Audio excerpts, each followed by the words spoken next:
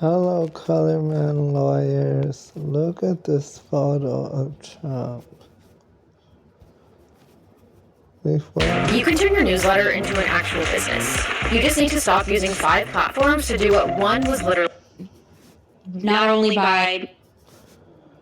Before we get the details on that photo of him crying, let's go back. Maybe this administration, but previous administrations should just put it all out. Are there legitimate concerns about? Let's see. What can we talk of? Drink you some tea. Follow through. Drink you some wine. Okay, now let's watch. Eat you some dinner. Let's watch. All of you MAGA influencers and the rest, mocking the seriousness of women who were trafficked and raped as teenagers, and young women look like cult fools. Good luck trying to get women to vote for Republicans in the midterms, you insensitive clowns. The Republican Party already has a woman voting problem. Keep mocking those of us who take rape and pedophilia seriously and demand accountability for corruption. Now, Marjorie Taylor Greene was also put on the list of politically exposed individuals by the Trump regime, where they basically tried to hide Donald Trump and his powerful friends, the Epstein class conduct, by also including names like Janis Joplin and the former Pope and Elvis and Marilyn Monroe, and all of these like random names were put, if you were even mentioned in a news article, while lots of the kind of Epstein class individuals and perpetrators weren't even on this politically exposed list. And Donald Trump was on the list, but he put all these other people in order to try to muddy the waters. Marjorie Taylor Greene's name was put on that list.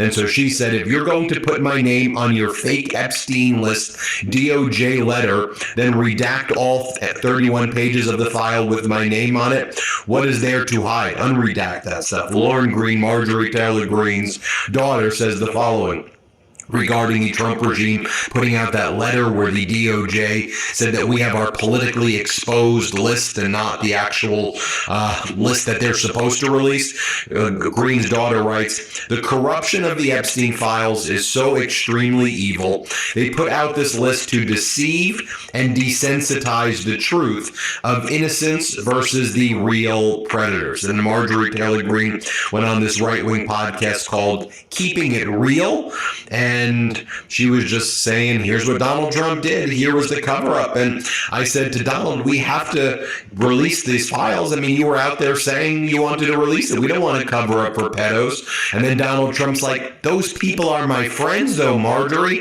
All of those people are my friends. I don't want to hurt them. And, of course, we know Donald Trump's name has appeared over 38,000 times in the files. And from the unredacted files that have not been produced, potentially 1 million times Donald Trump's name is in it. He's a main character, folks. Here's what Marjorie Taylor Greene said when Trump called her directly. Play this clip. And then one day I get a phone call from the president in September, and he is so mad at me. And he's yelling at me, and he's angry at me, and the fact he's like, you're supporting Rand Paul Jr., and he's chewing me out for signing my name on Thomas Massey's discharge petition to release the Epstein files. And I'm trying to tell him, Mr. President, they say you did nothing wrong. This needs to come out. Right. And so we're having this argument, and he tells me on this phone call, he's like, Mark. This message is criminal liability. Now let's watch more. Marjorie, my friends will get hurt. That's it. That's it. I mean, that is it. Obviously, that's it. Because they're all in here. Imagine the phone calls. It's everyone. It's every single person is on this freaking list. They're all there. Every billionaire, heads of state, Larry Summers, Peter Thiel. They're all in there. And Marjorie Taylor Greene then went on another right-wing podcast and talked about Donald Trump's biggest miscalculation. Let's play it. It became a massive political problem. Biggest political miscalculation in Donald Trump's career was calling this a hoax, fighting the release of it, and having Mike Johnson, the speaker, refuse to bring the bill to the floor, to the point where Thomas Massie, myself, Nancy Mason, Lauren Boebert actually had to vote with all of the Democrats to get it released, to get it. And she said, I want to be very clear. People need to stop blaming, like, oh, Donald Trump's getting bad advice from this person. She goes, you have to understand, this is coming from Donald Trump. He's the one leading the main fight to cover up for the Epstein class, to cover up for the pedos.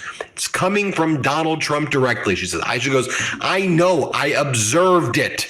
There was no one bigger MAGA than me. She says, I observed what he did. He's the one covering up for the pedos. He's the number one cover-upper for the Epstein class. Here she talks about that. This message is gruesome evidence. File him criminal jurisdiction, finally, and he will no longer serve in any type of election. And all laws that he tried to govern society bad. See, society bad. Let that go into theory of thinkative imaginary substance. Now let's watch more. Drink you some wine. Let's watch more. Let's play it. Pam Bondi, she serves at the pleasure of the president and his administration, and those there are telling her, here's who you can prosecute. No, don't do this. I mean, they told her that the Epstein files, that fight to release the Epstein files came directly from President Trump. And I know a lot of people have a hard time with that, but that is the truth. He fought the hardest to stop these files from being released. And the only reason that he signed our bill that we passed in the House was because he had to. And she says, like, you do realize, like, everybody in this guy's regime is Epstein, like, affiliated. She says, this is like the Epstein administration. She said, if you go back and look at his first administration, when you look at the files, she goes, it might as well be called the Epstein administration because they were all basically working for Epstein. He's on with Bannon and he's on with this person. I mean, you have emails, again, where right when Donald Trump gets elected, Epstein's working to help find Donald Trump's Treasury Secretary. I mean, Epstein may have been the most influential person in Trump's first administration, and that's not an exaggeration. I mean, him and Bannon were working on all the appointments and everything. And so she's like, look, right now we learned what? RFK is a friend. Howard Lutnick's a friend. She goes, Dr. Oz invited Epstein to a Valentine's Day party when he knew Epstein's a pedo. Why are you inviting pedos to Valentine's Day parties? Howard Lutnick's taking his children to the island, that's Trump's Commerce Secretary, where the children get sex trafficked. And he told his friend, bring your little kids as well. And Marjorie Taylor Greene's like, what the hell is going on here? And then the host of the Right Wing podcast, she's like, yeah, well, what the heck is going on here? Play this clip. They gave no care to horrors and evil and the things that Jeffrey Epstein was doing, even to the point, like, I read this morning that Dr. Oz invited Epstein to some Valentine's Day party he and his wife were having in 2016. This is Dr. Oz is currently serving in the Trump administration over Medicare. Exactly. But that was after Epstein had been convicted of pedophilia. So it's like, what? How do these people, and that's the hardest part, these are people that we may love, people that we have cheered for, people that I know I supported, and it's both sides of the aisle. Everybody has got to come to the horrible, nasty truth in our faces that they are. Allow this message to occupy your mindset. List. They're Yes. all there. Every billionaire, heads of state, Larry Summers, Peter Thiel, they're all in there. And Marjorie Taylor Greene then went on another right-wing podcast and talked about Donald Trump's biggest miscalculation. Let's play it. It became a massive political problem. Biggest political miscalculation in Donald Trump's career was calling this a hoax, fighting the release of it, and having Mike Johnson, the speaker, refuse to bring the bill to the floor, to the point where Thomas Massey, myself, Nancy. Bill.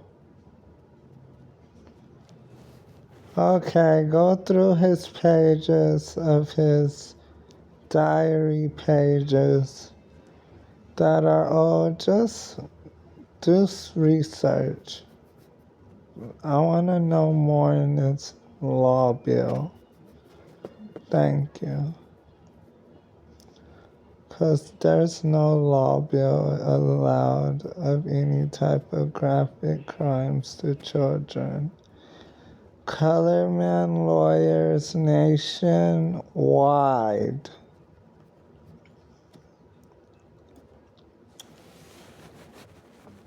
Thank you.